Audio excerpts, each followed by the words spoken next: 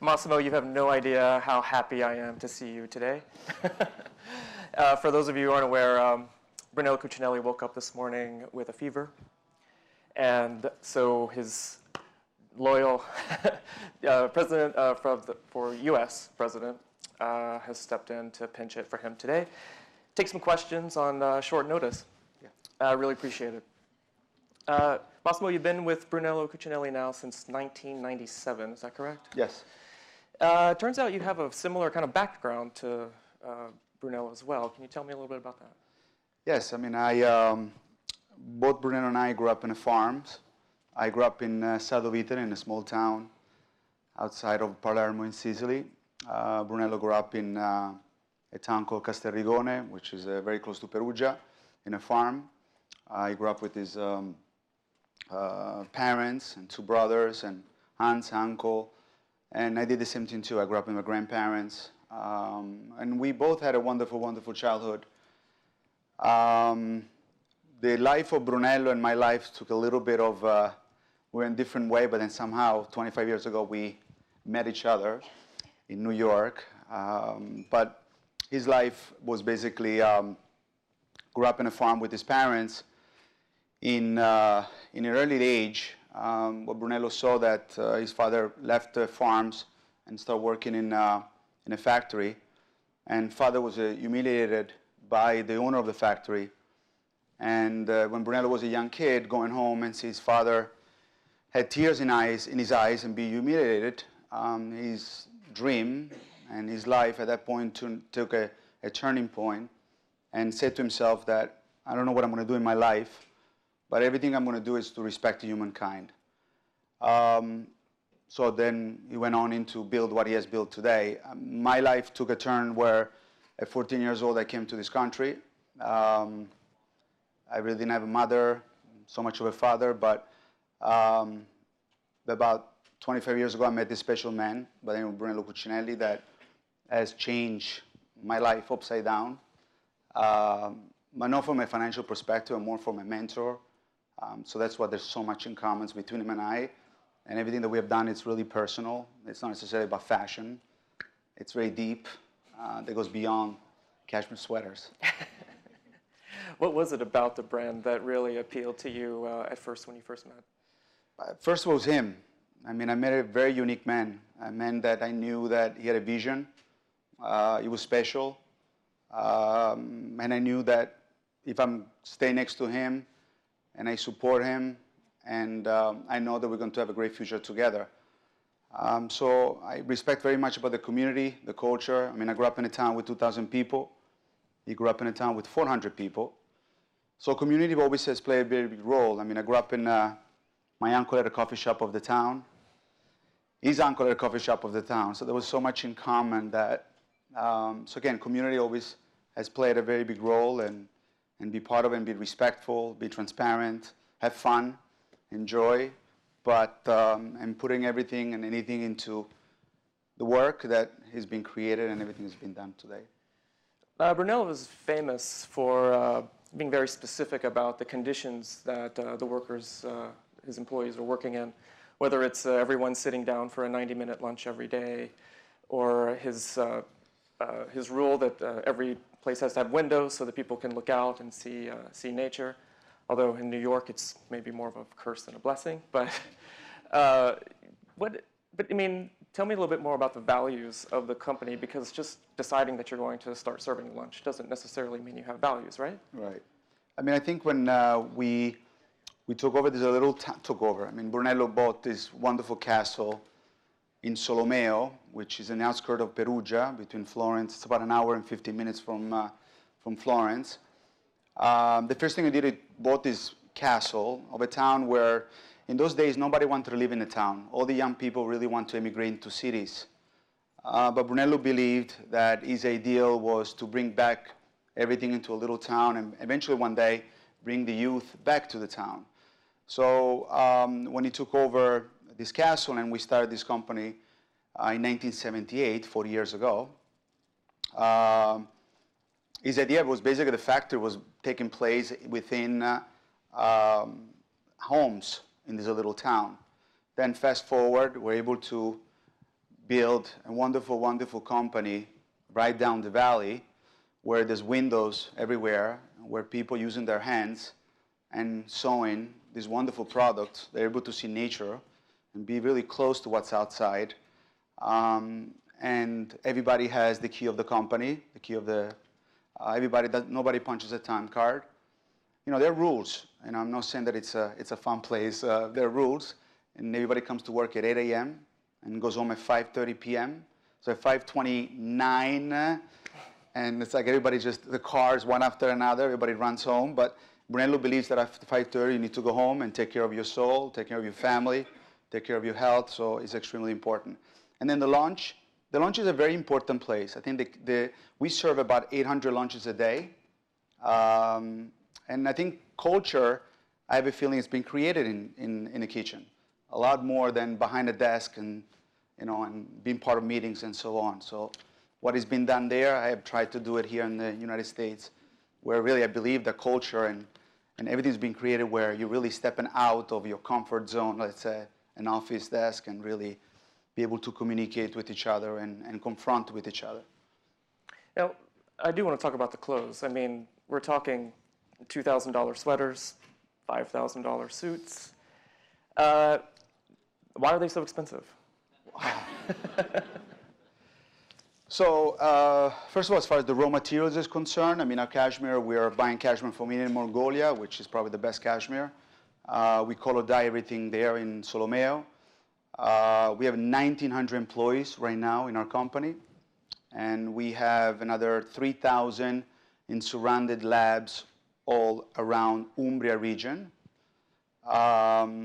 These were companies, very small companies, small labs of about 10 to 15 people working in those labs. You know, labs where the husband, the wives, the kids work in those companies, and years ago, Brunello really helped them through it, as a lot of companies were immigrating and moving on into other part of the world, producing. You know, Brunello helped them and decided to keep them in business and help them to produce eventually for us. 25% of the company is in quality control, so every single garment is checked, double-checked, triple-checked to make sure that everything comes out of the company is perfect. That's why we don't really deliver 100%. We deliver usually 98%. Also because if something comes out faulty, we don't believe it's the right thing to do by shipping it. So I think we have a wonderful 1,900 employees that we actually starting to create schools within Solomeo, also teaching youth how to sew things by hand, because we feel that it's kind of a lost art. Actually, this morning I was with Brunello and he was in his room.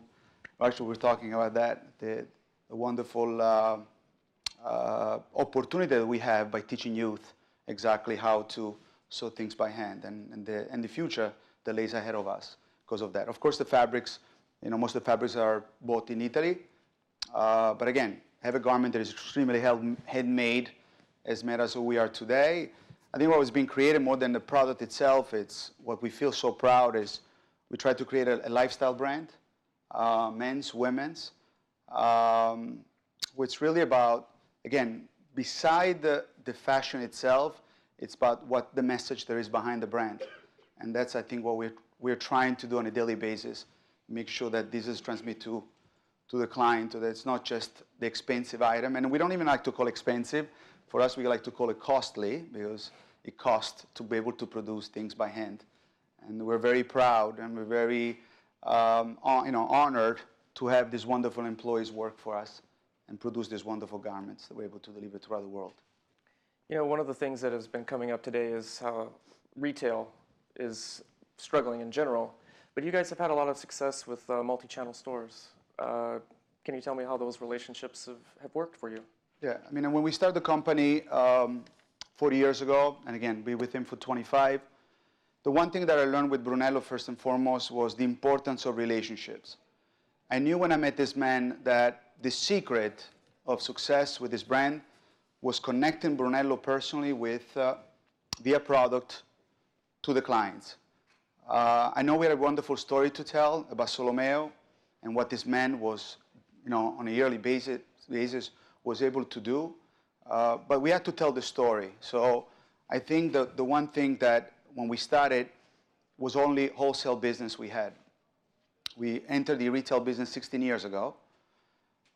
So I had a fortune, we are such a fortune, I had the opportunity to meet some wonderful people along the way, multi-brand stores.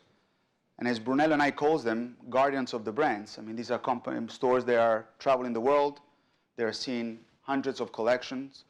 And we believe that who's better than them to tell us if the brand is within trend or not. One of the biggest, I think, gift that Brunello has, besides I believe that he has many, but one of the things that I'm really happy to report is that he listens. And I think that's been one of the things about learning from multi-brand partners, work with them side by side, partner with them on their needs, and build a business. I think when I go to work and every day and I think of a formula for multi-brand channels, I believe that the number one importance is be able to create ambiance. So we are very fortunate to be able to build some wonderful shop-in-shops within stores, with Neiman Marcus, Saks, Bergdorf Goodman, Harry Rosen in Canada, Hall Renfrew, and so on. Number two, delivering product. Creating constantly beautiful product, delivery on every 2 months, new product, because customers come into the store, they're asking what's new, that's the number one question. So creating product and delivery on bi-monthly. Work very much on visual merchandising. Yesterday we had the pleasure to meet the king, as Brunello called him, Maestro, which I was so proud of, Ralph Lauren. I was so happy to meet him. I mean, I never met him. I was like really stunned by, I was struck by his presence.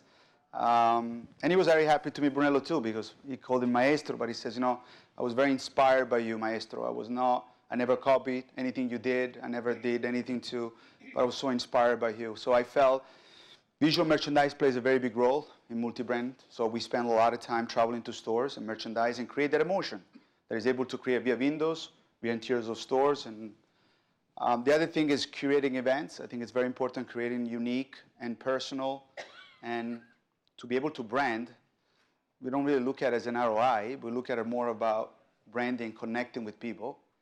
And the most important that I want to say is surround ourselves with the most amazing brand ambassadors that are able to tell our stories throughout people that visit their stores. I mean, because you guys don't really talk about, we've talked about sustainability here, but that's not a word really that comes up so much. I mean, one of the things Brunello has said is that he got into cashmere because you don't really throw cashmere away. The reason why he got into cashmere is because he believed that, first of all, he was inspired by Benetton, because those days Benetton was color dye wool sweaters, so he decided to color dye cashmere sweaters because he believed that a cashmere sweaters you're able to wear it for an eternity. So he believes that that was probably one of and the first thing that we did was a women's sweaters, where Brunello really, when he started, he had only him and his brother-in-law, and he started to really go into Germany because they said that those days Germans were paying on time. You deliver and you get paid, so I was able to collect the money and then go back to Umbria and reproducing and shipping. So cashmere is our DNA. We started as a cashmere sweaters, and we're very proud that everything that we do is really via cashmere being the most important yarn materials that we use with all our wonderful garments that we produce. And it is the Year Ahead conference. You've mentioned that you guys are opening another store in New York next year. Is there anything else on the horizon? I think we are, the way we look at the business is we're very happy of how the companies distribute throughout the world. United States North America is our biggest market, represents about 33.6% of our company. We produce one collection of men's, one collection of women's. There's no difference between different parts of the world. Brunello doesn't believe in that. So we have, Brunello is the creative director of the company. He also believes very much that he feels that he's responsible of every single item that leaves the company. We have about 25 people in the styling team, between men's and women's. And he's very much the leader of it. As far as growth, store opening, I believe very much about. We have a store opening in New York. We're opening Meatpacking District next to Hermes in January. And I'm very happy, I'm very fortunate, I must say, that we are really positioning our brand. Position of brand is very, very important, I believe. And I worked very diligent for years to make sure that we're positioned next to important brands as Chanel, Hermes. I'm very proud of being next to them. And so again, New York is one, but most important also expanding existing location where is this need. We expand in Miami, we expand in Dallas, and eventually open 1 to 2 stores per year. I mean, that's if it's needed. But that's, Brunello believes on gracious growth. Me personally has never given me a budget in front of me for 25 years.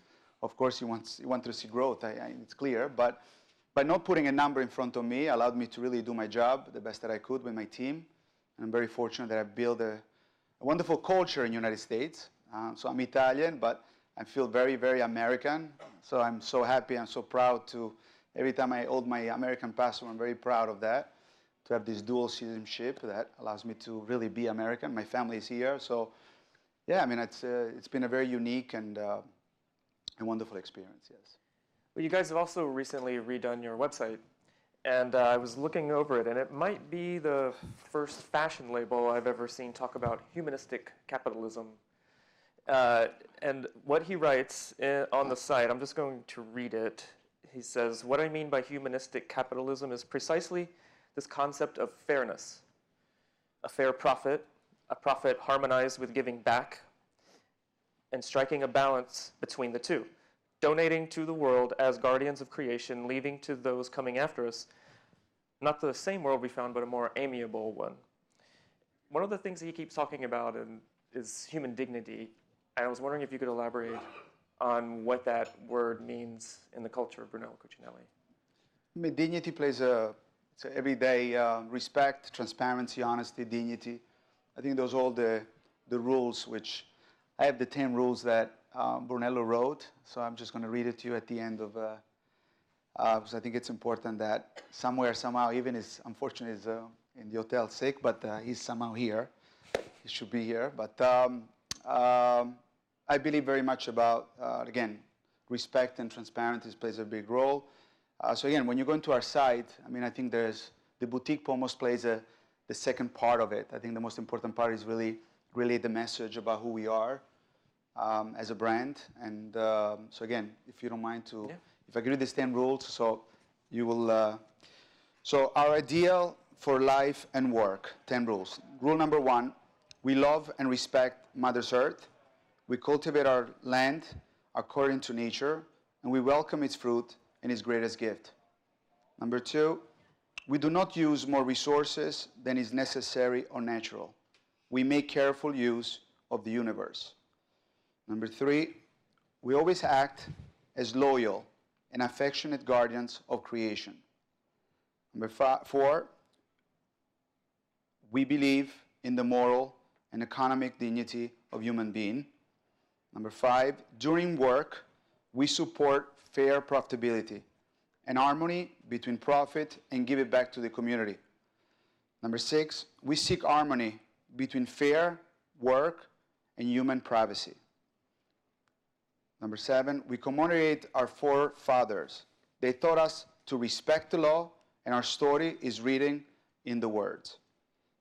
Number 8, we believe in universalism, and we act displaying great respect for all civilizations.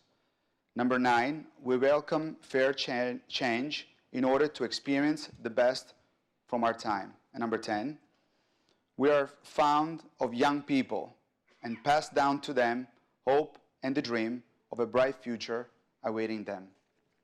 So I think that's pretty much summarized a little bit Brunello's message. Yeah, we've got about 30 seconds left, so Sure. This is not really fair. But I want to go back to number 6. We seek harmony between fair work and human privacy. What's the human privacy part of that?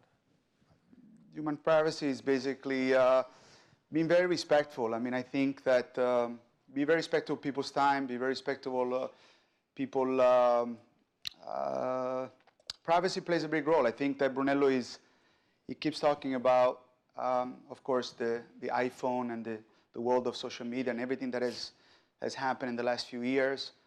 He believes very much that it's creating also a little bit of noise within our soul. So he believes very much about finding time for yourself, and taking care of your body, your soul, and your mind plays a very big role. And sometimes it feels that we should walk away a little bit from the phone and spend a little more time about, talking to each other and getting to know each other and really making sure that we have a little more privacy within ourselves, within our soul. So, excellent. Thanks so much, Massimo. Thank you. Thank you so much. Thank you.